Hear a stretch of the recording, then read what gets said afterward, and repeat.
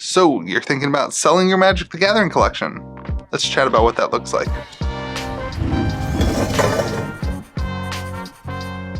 Well, what is going on, everyone? Welcome back to Kitchen Table TCG. Hope you're having yourself a fantastic Wednesday or whatever day you end up watching this video.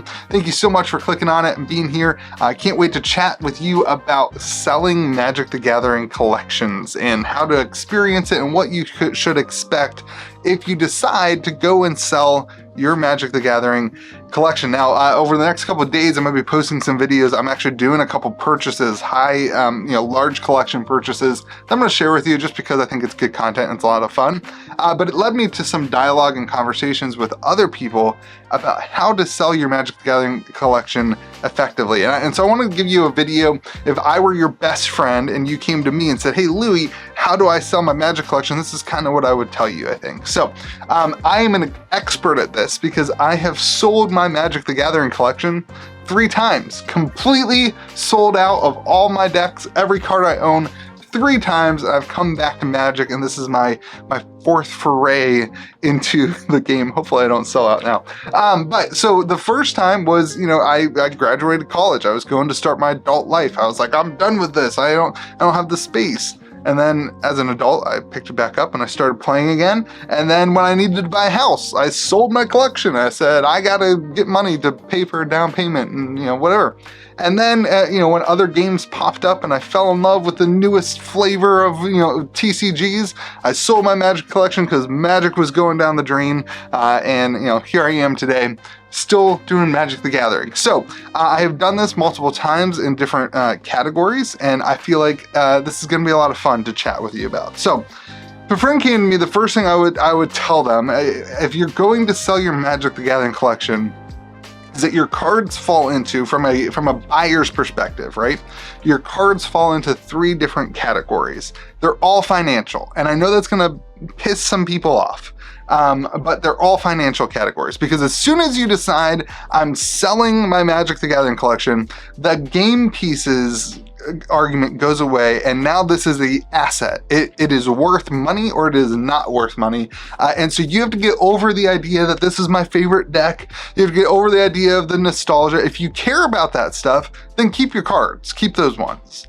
But at the end of the day, as soon as you make a decision to sell your cards, they have turned into a financial asset. And I know that angers a lot of people, but that's the way this game is set up. So your cards that fall into 3 categories, in my opinion. You may have different opinions. I would love to hear them in the comment section. But when I look at cards, this is what I look at. You have your sub $1 cards. These cards are essentially bulk. Now, as a store, oftentimes, if somebody brings me a stack of cards, as long as they're over like 50 cents, I'll put them up on my TCG player account. But for the most part, most stores, most owners, they're gonna look at cards under $1 as bulk. In other words, it's just not worth a lot of money because it takes a lot of time to move through those volumes of cards. So in a lot of ways, cards under $1, maybe 75 cents, are bulk, right? They are just not worth enough to list and to go through the process for a lot of stores. Your second value of cards is cards that are between $1 and $75. This is kind of my philosophy. Essentially, if a card sells for $1, that kind of means that it's played in a wide enough range of decks that if I list it on TCG Player, it will sell. It's not just going to sit there because it's not played and nobody actually wants it. So about pretty much from $1 to $75 is what I would call your staple zone, your cards that are well played. And Commander has really opened this up because there's so many different variables in the game now that you have these different cards that get played. And these are cards that as a store owner, I look at and I say, I'm comfortable taking those cards in, or as a purchaser of cards, even if you don't own an actual store, somebody would look at and say, I believe that I can actually extract value out of that card rather than it just being something that's not worth the time. So you have your under $1 cards, and then you have your $1 to $75 cards that are in that kind of prime zone that things are going to be moving. And then you have your higher end cards. In my opinion, these cards are above $75. And these are the cards that you get a better return on your investment with because they are either like reserve list or they are like high quality, staples, things that they can't, keep in print or they can't, recycle. Most of these cards fall kind of towards the reserve list side of the game. And these are, I separate these from the $1 to $75 cards because they are, it is easier to get a return on your investment from a buying perspective. So the first thing you need to do if you're going to sell your cards, you need to evaluate and think, do I want to spend the time separating out my collection? So I give you 3 options here. If you say I'm out, I'm ready to go, I'm ready to leave Magic the Gathering, and I'll never be back again other than in 3 years when the average person who quits Magic the Gathering comes back to the Magic Gathering. I'm ready to sell my cards. I think you have 3 options. Option number 1 is that you sell fast and you sell all. So you basically ignore everything I just said and you don't care about your 3 categories. You don't want to take the time to categorize your cards and to separate the different values. So you take your 5,000, 7,000 card Magic the Gathering collection, your 5 commander decks, your bulk bin, your trade binder that has a bunch of 20-cent bulk rares in it, and you bring it to a local game store or you post a picture up on one of the Facebook groups and you say, hey, I'm looking to sell my Magic the Gathering cards. I've got like 7,000 cards. And if you're going to do that, that's fine. Here's what you are sacrificing. You are sacrificing getting value out. In my opinion, you're sacrificing getting value out of that 3rd category for sure, because it's going to take a lot of work for somebody to filter through all those cards. You're also going to lose more value in that $1 to $75 category. But what you're gaining if you do that, which again, there's nothing wrong with doing that. There's nothing wrong because some people just don't have the time or the energy or the desire or the willpower to sift through 7,000 cards and extract the best amount of value. I, for one, really enjoy that. I love taking a collection, going through it, evaluating it, setting cards into piles, calculating out what the value is. That's how I have always done it. I have never just like popped on and sold all my cards, in one bit. But that's your first option. You do have that option. The second option is to organize and break your cards down into 3, those 3 categories. And I think that is one of the best ways to do it if you are looking for a happy medium between no time spent and a lot of time spent. And we'll get to the 3rd option in a second.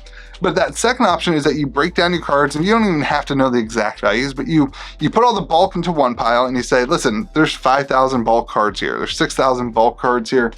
I don't care about those. Somebody give me $100 for them, $200, whatever it is. And you just bulk them out and you sell them and you get a chunk of change and you save yourself a ton of work. And maybe you forgot a couple cards in there and somebody got a decent deal on a couple things, but at the end of the day, you saved yourself a bunch of time.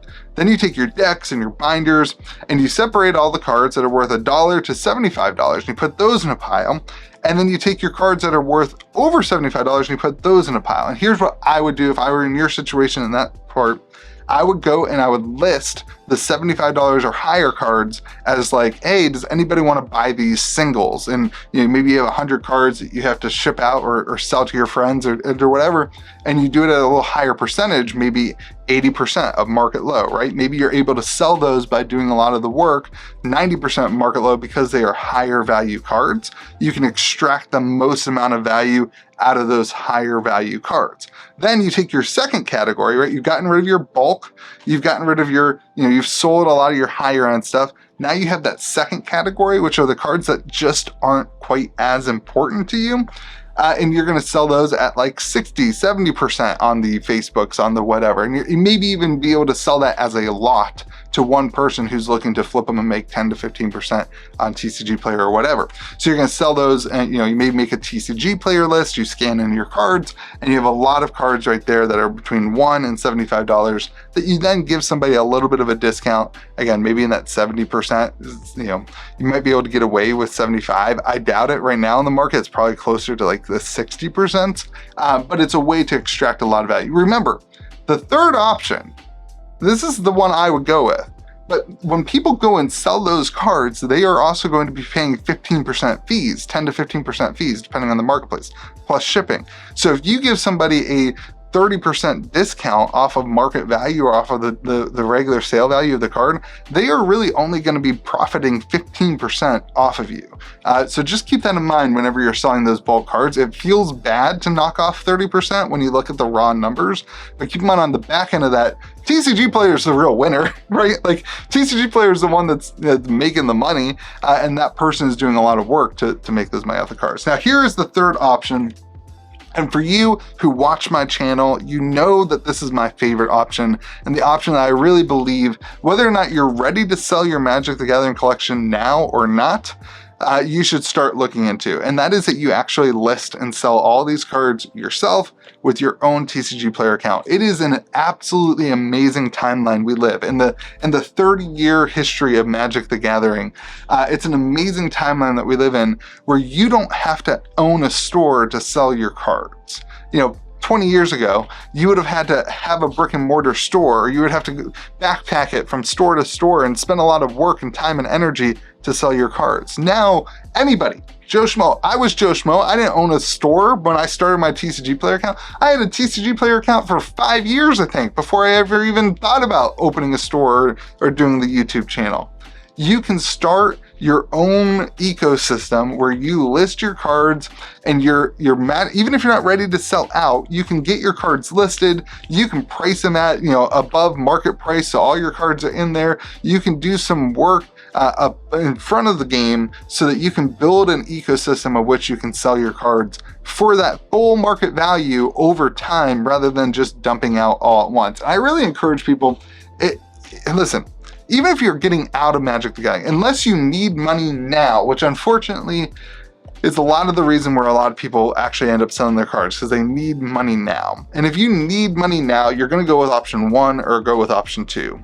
But if you don't need money now, one of the benefits of doing option 3 is that you create an ecosystem of which, when you do need money now, you have the means to sell it for a higher value of it. You can lower your prices to TCG low and get the full value of TCG low. You can move your cards pretty quickly if you're willing to do the work. And the reality is most people are just not willing to put in the effort. Most people don't want to spend the hours of 10:30 to 1 a.m. shipping out cards before they wake up and they go to work at 8 a.m., right? Like, most people don't want to do that. But if you enjoy it, and there's a small smidgen of people in this world that really enjoy it, I think that third category is a really good option.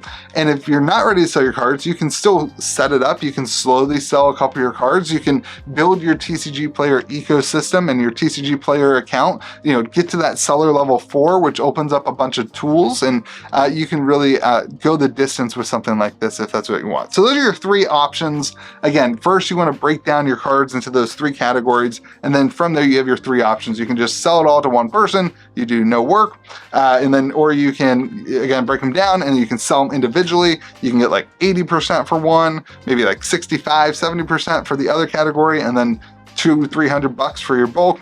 Or you can spend the time listing all the cards, conditioning all the cards, and get the full value for your collection. That is my advice for you. You got to evaluate what kind of time you have in your life, what kind of energy you have in your life. Do you want to spend the extra money on resources to be able to ship the cards up front, that kind of thing?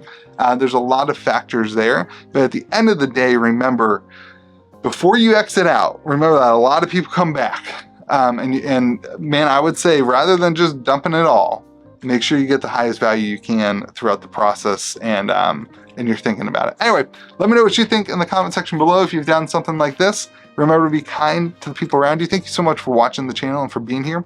Talk to you again next video.